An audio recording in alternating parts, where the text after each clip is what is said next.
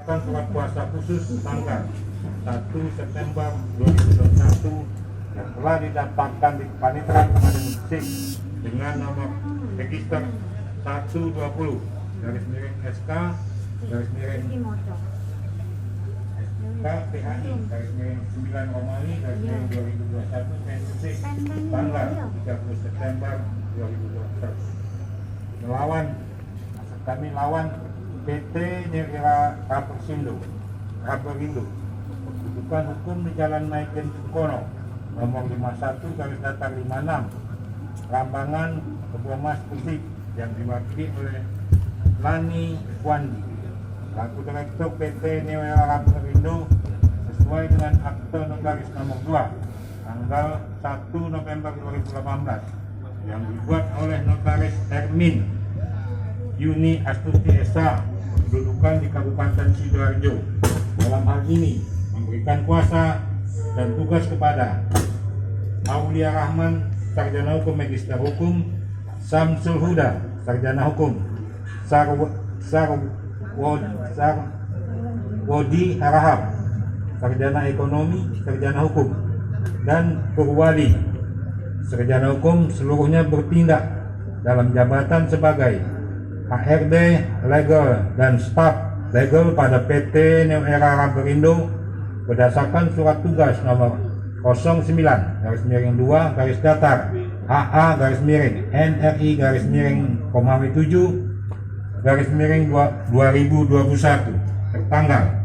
18 Oktober 2021 dan surat kuasa khusus tertanggal 10 Oktober 2021 yang telah didaftarkan di Kepaniteraan Pengadilan Musik dengan nomor register 128-SK-PHI 10 Romawi 2021 Pengersik tanggal 21 Oktober 2021 untuk selanjutnya disebut sebagai tergugat. Pengadilan Hukum Judisial tersebut dan seterusnya tentang duduknya perkara menimbang bahwa para penggugat dengan surat gugatan tanggal 30 September 2021 yang dilampiri anjuran atau risalah penyelesaian nomor 567 973 437.58 2021 tanggal 6 Agustus 2021 dari Dinas Tenaga Kerja Kabupaten Gresik yang diterima dan didaftarkan di Kepaniteraan Pengadilan Hubungan Industrial pada Pengadilan Gresik pada tanggal 1 Oktober 2021 dalam register nomor 26-PDT-SUS-PHI 2021 Pengersik telah mengajukan gugatan sebagai berikut. Untuk gugatan, majelis tidak membacakan lagi.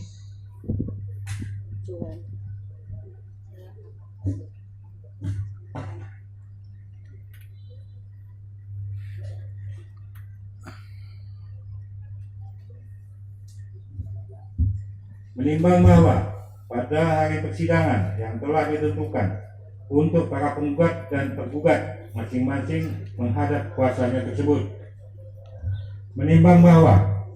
sebelum persidangan dilanjutkan, majelis hakim mengupayakan kepada kedua belah pihak untuk menyelesaikan perkara akuo secara damai, akan tetapi tidak berhasil. Menimbang bahwa pemeriksaan perkara dilanjutkan dengan membaca surat gugatan yang isinya tetap dipertahankan oleh para penggugat dan tidak ada perubahan dalam gugatannya. Menimbang bahwa terhadap gugatan para penggugat mengajukan eksepsi dan jawaban gugatan sebagai berikut. Untuk eksepsi, majelis tidak bacakan.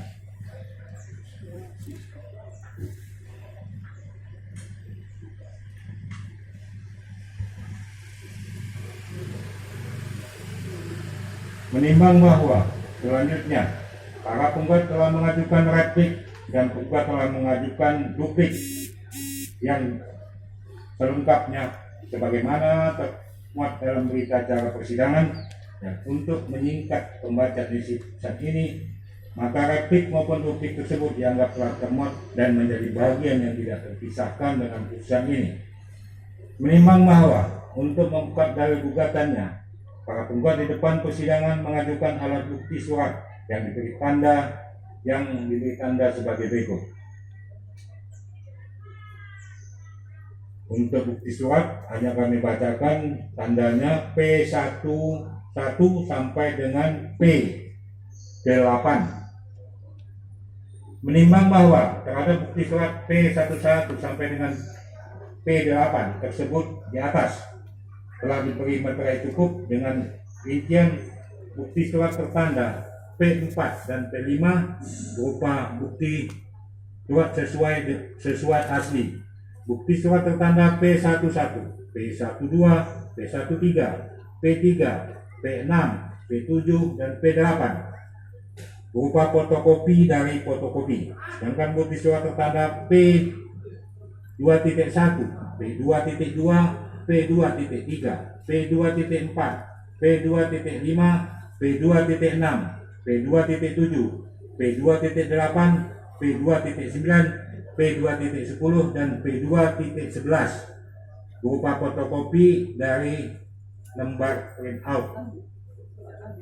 Menimbang bahwa penggugat untuk menguatkan dalil sangkalannya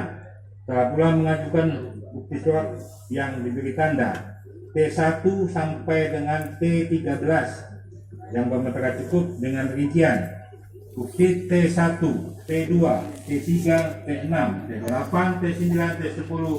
dan T11 berupa bukti surat sesuai asli,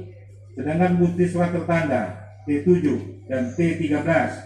berupa fotokopi dari fotokopi, sedangkan bukti surat tertanda T4, T5, dan T12 berupa fotokopi dari lembar printout sebagai berikut. Bukti masih sudah bacakan lagi. Menimbang bahwa untuk lebih menguatkan dari dalil gugatannya, para penggugat telah mengajukan saksi-saksi yang telah didengar keterangannya di bawah sumpah sebagai berikut. 1. Saksi Wiwi Aslikah.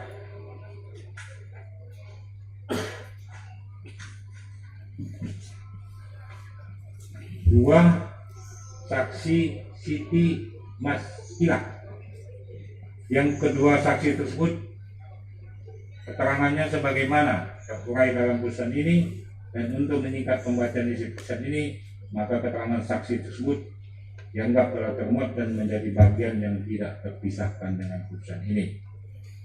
Menimbang bahwa penggugat telah diberi kesempatan yang cukup oleh majelis hakim, kemudian gugat menyatakan dalam persidangan tidak mengajukan saksi untuk kepentingan hukum tergugat dalam perkara akuo. Menimbang bahwa setelah saksi-saksi memberi keterangan, majelis hakim maupun para penggugat dan penggugat menyatakan cukup dan mengenai keterangan saksi-saksi tersebut akan ditanggapi para pihak dalam kesimpulan. Menimbang bahwa selanjutnya para pihak telah mengajukan kesimpulannya masing-masing tertanggal 25 November 2021.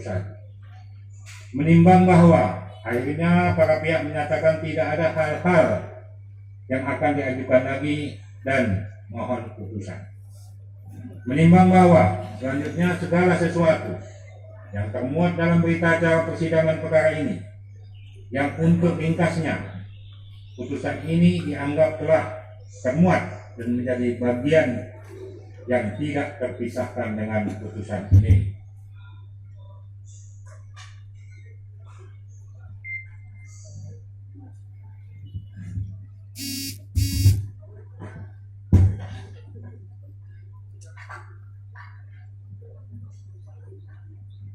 Tentang pertimbangan hukumnya dalam eksepsi, menimbang bahwa tergugat dalam jawabannya telah menyampaikan eksepsi yang bukan mengenai kewenangan mengadili, dan ini tentang gugatan penggugat kabur karena terjadi ketidakjelasan mengenai substansi atau jenis pelisihan hak dikarenakan dalam uraian positanya pada bagian pokok perkara mulai dari poin 1 sampai dengan 13 menerangkan dengan lengkap dan jelas tentang kronologi timbulnya perselisihan hak mengenai kekurangan upah dan kekurangan THR tahun 2020 dan tahun 2021 hingga terbitnya anjuran mediator hubungan industrial nomor 567 garis miring 973 garis miring 437.58 garis miring 2021. Namun pada uraian purposita berikutnya, yaitu poin ke-18, para penggugat menguraikan dalil mengenai denda keterlambatan upah sebesar 50%, di mana perihal denda keterlambatan upah tersebut tidak pernah ada dalam anjuran mediator hubungan industrial nomor 567 garis miring 973 garis miring 437.58 garis miring 2021 yang menjadi dasar pengajuan gugatan perkara aku di pengadilan hubungan industrial. Maka tersebut nyata-nyata merupakan bentuk penyelundupan hukum dikarenakan tersebut tidak pernah dilakukan tahapan penyelesaian hubungan industrial baik bipartit maupun mediasi di Dinas Tenaga Kerja, sehingga merupakan bentuk cacat formil yang nyata dari gugatan para penggugat dalam perkara aku, sehingga setelah gugatan para penggugat menjadi kabur dan tidak jelas. Menimbang bahwa berdasarkan pasal 136 HIR, eksepsi adalah tangkisan atau bantahan berkaitan dengan syarat-syarat formil pengajuan gugatan, di mana selain mengenai kewenangan mengadili haruslah disampaikan bersama-sama dengan jawaban pertama dan dipertimbangkan secara terpisah-pisah, tetapi harus bersama-sama diperiksa dan diputuskan dengan pokok perkara. Menimbang bahwa eksepsi tergugat adalah mengenai gugatan penggugat kabur karena terjadi ketidakjelasan mengenai substansi jenis pelecehan hak antara tuntutan pembayaran kekurangan upah serta pembayaran tunjangan hari raya tahun 2020 dan 2021 yang telah melewati proses mediasi pada instansi ketenagakerjaan dengan tuntutan denda atas keterlambatan pembayaran kekurangan upah serta pembayaran tunjangan hari raya tahun 2020 dan 2021 tersebut yang tidak pernah melewati proses mediasi pada instansi ketenagakerjaan. Menurut majelis hakim terhadap tuntutan denda terkait pokok sengketa atas tuntutan para penggugat dalam pelecehan hak inkasu, yakni atas pembayaran kekurangan upah serta pembayaran tunjangan hari raya tahun 2020 dan 2021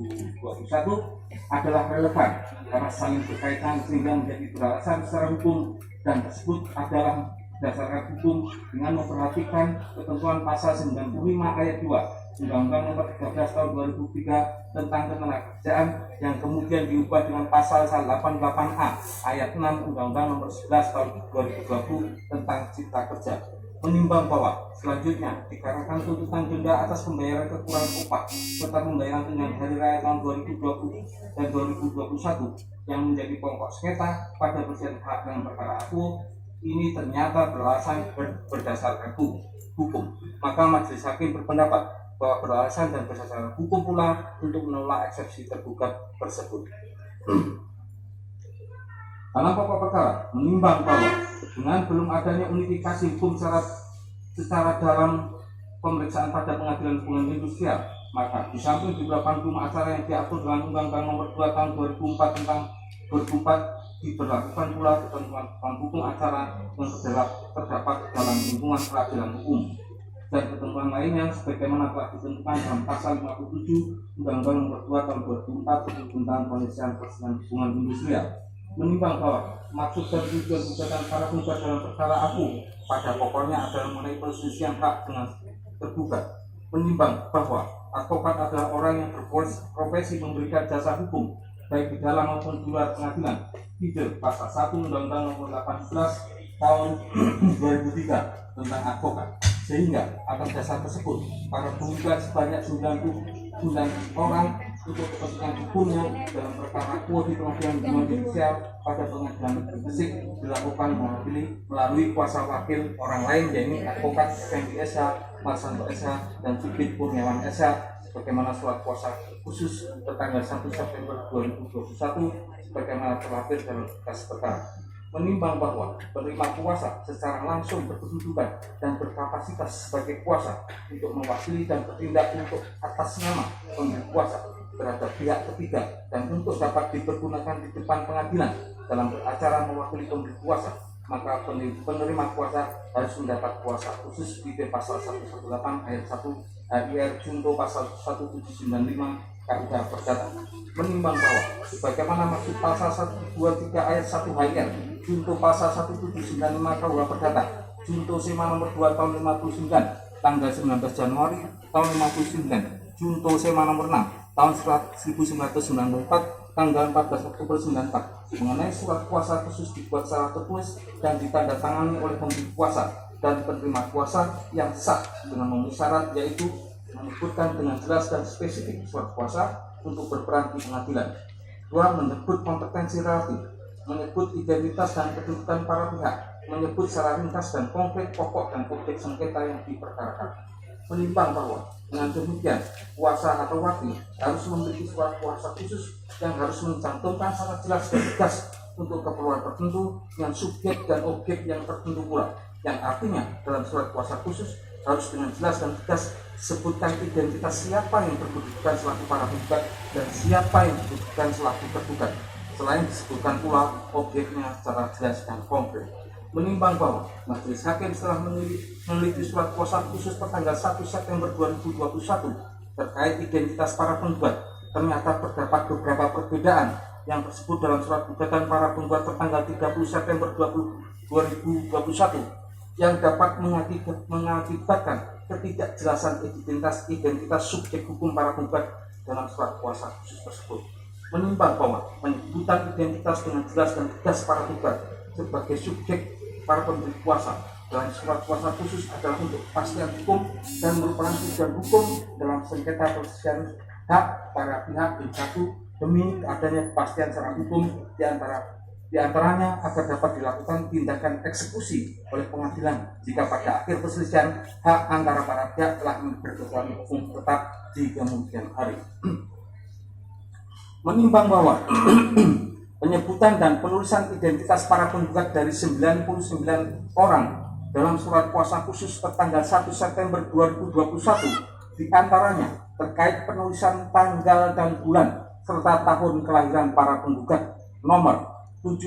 8, 10, 11, 12, 14, 15, 16, 17, 18, 19, 20, 25, 27, 28, 29, 30, 31, 32, 33, 34, 35, 36, 37, 38, 39, 40, 43, 45, 46, 47, 48, 49, 50, 51, 52, 53, 55, 56, 57, 58, 61, 62, 63, 65, 66, 67, 68, 69, 70, 71, 72, 76, 77, 78, 79, 80,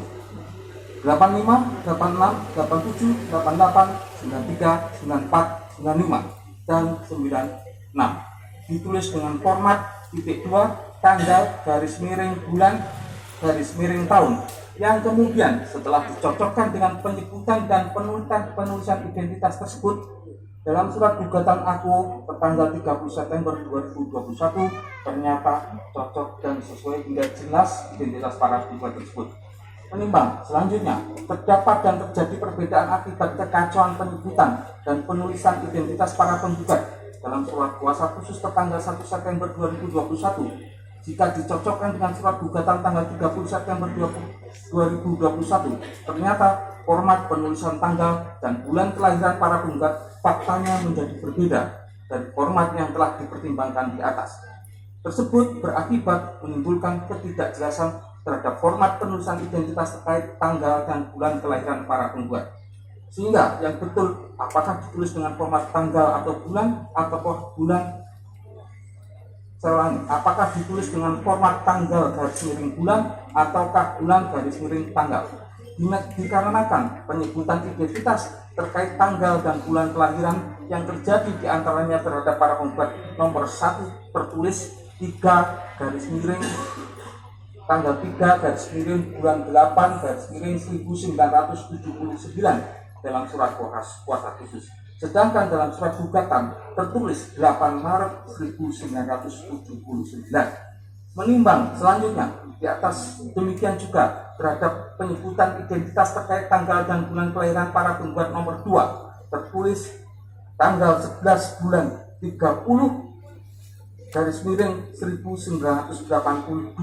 dalam surat kuasa. Sedangkan dalam surat gugatan tertulis 30 November 1982. Menimbang bahwa selanjutnya di atas demikian juga terhadap penyebutan identitas terkait tanggal bulan kelahiran para penggugat nomor 3 tertulis tanggal 11 bulan 18,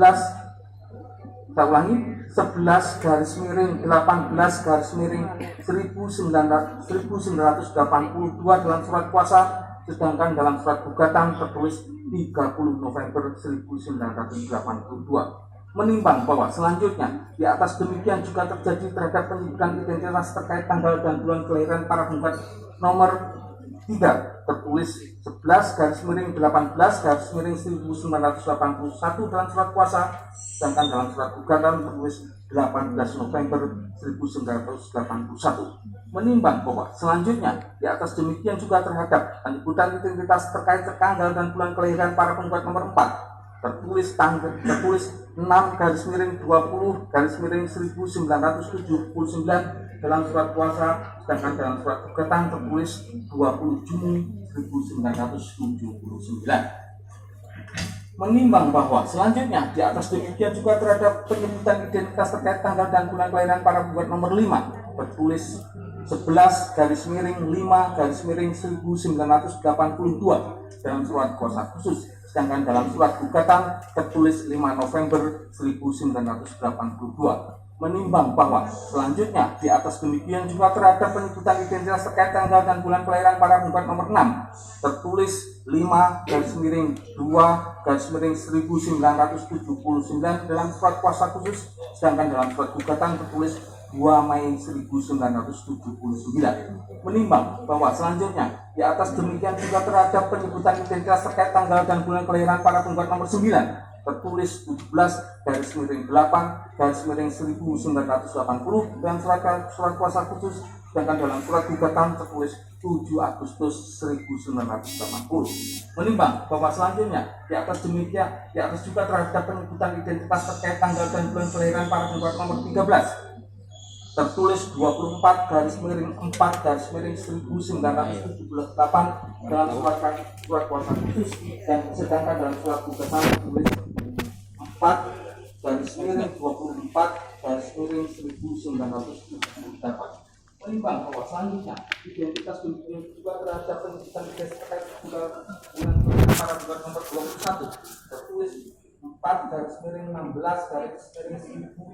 1980 dalam surat kuasa khusus, sedangkan dalam surat gugatan tertulis 16 April 1980. Menimbang bahwa selanjutnya di atas juga terhadap penyebutan identitas kelahiran para penggugat nomor 22 tertulis 1 garis miring 22 garis miring 1979 dalam surat kuasa khusus, sedangkan dalam surat gugatan tertulis 22 Januari 1979. Menimbang bahwa selanjutnya di atas demikian juga terhadap para penggugat nomor 23 tertulis 4 garis miring 29 garis miring 1980 dan surat kuasa, sedangkan dalam surat gugatan tertulis 29 April 1980. Menimbang bahwa selanjutnya demikian juga terhadap para penggugat nomor 24 tertulis 8 garis miring 3 garis miring 1978 dalam surat kuasa khusus, sedangkan dalam surat gugatan tertulis 3 Agustus 1978. Menimbang bahwa selanjutnya di atas demikian juga terhadap para penggugat nomor 26 tertulis 3 garis miring 12 garis miring 1978 dalam surat kuasa khusus, sedangkan dalam surat gugatan tertulis 12 Maret 1978.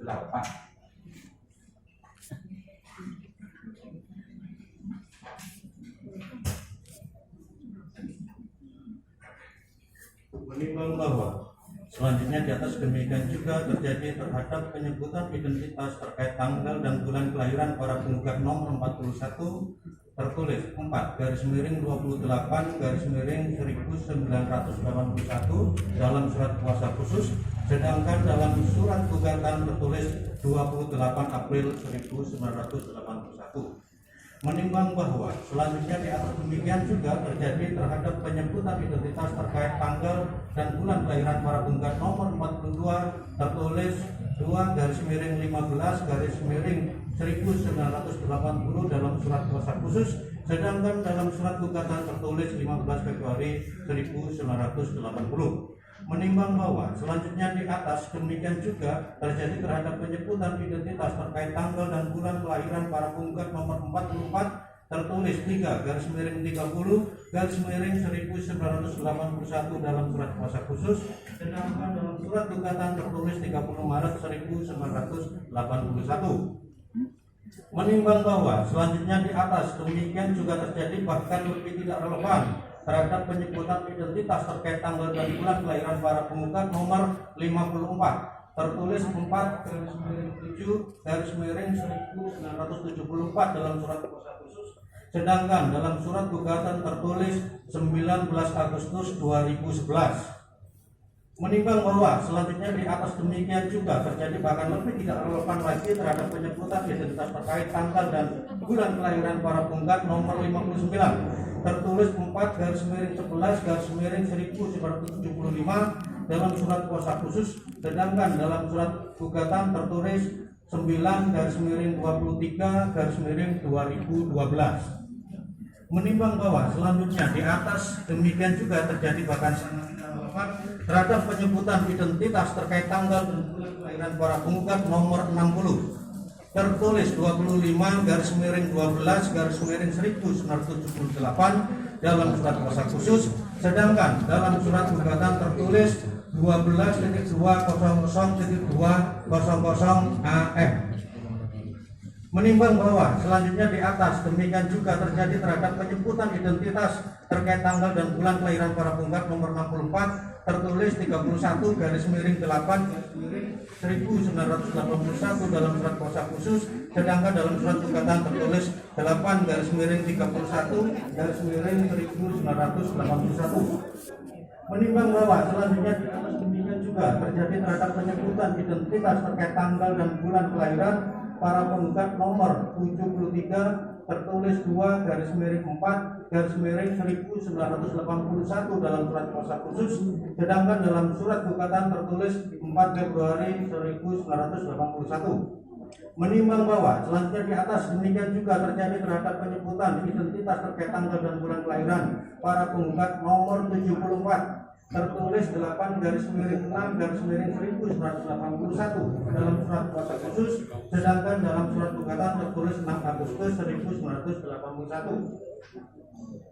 Menimbang bahwa selanjutnya di atas demikian juga terjadi terhadap penyebutan identitas terkait tanggal dan bulan kelahiran para penggugat nomor 75 tertulis 10/28/1979 dalam surat kuasa khusus, sedangkan dalam surat gugatan tertulis 28 Oktober 1979.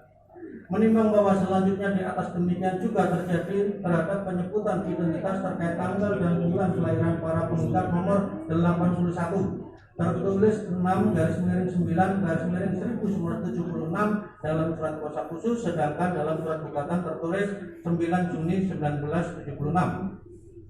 Menimbang bahwa selanjutnya di atas demikian juga terjadi bahkan lebih tidak relevan lagi terhadap penyebutan identitas terkait tanggal dan bulan kelahiran para penggugat nomor 82 tertulis 12.200.200 AM dalam surat kuasa khusus, dan sama dalam surat gugatan juga tertulis 12.200.200 AM. Menimbang bahwa selanjutnya di atas demikian juga terjadi terhadap penyebutan identitas terkait tanggal dan bulan kelahiran para penggugat nomor 83 tertulis 6/12/1979 dalam surat kuasa khusus, sedangkan dalam surat gugatan tertulis 12 Juni 1979. Menimbang bahwa selanjutnya di atas demikian juga terjadi terhadap penyebutan identitas terkait tanggal dan bulan kelahiran para penggugat nomor 84 tertulis 9/4/1976 dalam surat kuasa khusus, sedangkan dalam surat gugatan tertulis 4 September 1976.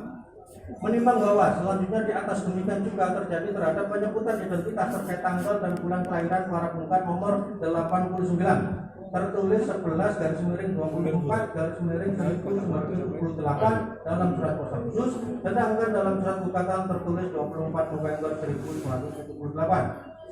Menimbang bahwa selanjutnya di atas demikian juga terjadi terhadap penyebutan identitas terkait tanggal dan bulan kelahiran para penggugat nomor 90 tertulis 3/5/1979 dalam surat kuasa khusus, sedangkan dalam surat gugatan tertulis 5 Maret 1979. Menimbang bahwa selanjutnya di atas demikian juga terjadi terhadap penyebutan identitas terkait tanggal dan bulan kelahiran para penggugat nomor 91 tertulis 4/17/1979 dalam surat kuasa khusus, sedangkan dalam surat gugatan tertulis 17 April 1979. Menimbang bahwa selanjutnya di atas demikian juga terjadi terhadap penyebutan identitas terkait tanggal dan bulan kelahiran para penggugat nomor 92 tertulis 12/29/1977 dalam surat kuasa khusus, sedangkan dalam surat gugatan tertulis 29 Desember 1977. Menimbang bahwa selanjutnya di atas demikian juga terjadi terhadap penyebutan identitas terkait tanggal dan bulan kelahiran para penggugat nomor 97 tertulis 8/28/1969 dalam surat kuasa khusus, sedangkan dalam surat gugatan tertulis 28 Agustus 1969. Menimbang bahwa selanjutnya di atas demikian juga terjadi terhadap penyebutan identitas terkait tanggal dan bulan kelahiran para penggugat nomor 98 tertulis 12/23/1978 dalam surat kuasa khusus, sedangkan dalam surat gugatan tertulis 23 Desember 1978. Menimbang bahwa selanjutnya di atas demikian juga terjadi terhadap penyebutan identitas terkait tanggal dan bulan kelahiran para penggugat nomor 99 tertulis 3/10/1967 dalam surat kuasa khusus, sedangkan dalam surat gugatan tertulis 10 Maret 1967. Menimbang bahwa majelis hakim telah mempertimbangkan sebagaimana di atas terkait penyebutan dan penulisan identitas mengenai tanggal dan bulan serta tahun kelahiran para penggugat nomor 7, 8, 10, 11, 12, 14, 15, 16, 17, 18, 19, 20, 25, 27, 28, 29, 30, 31, 32, 33, 34, 35, 36, 37, 38, 39, 40, 43, 45, 46, 47, 48, 49, 50, 51, 52, 53, 55, 56, 57, 58, 61, 62, 63, 65, 66, 67, 68, 69, 70, 71, 72, 76, 77, 78, 79, 80, 85, 86, 87, 88, 93,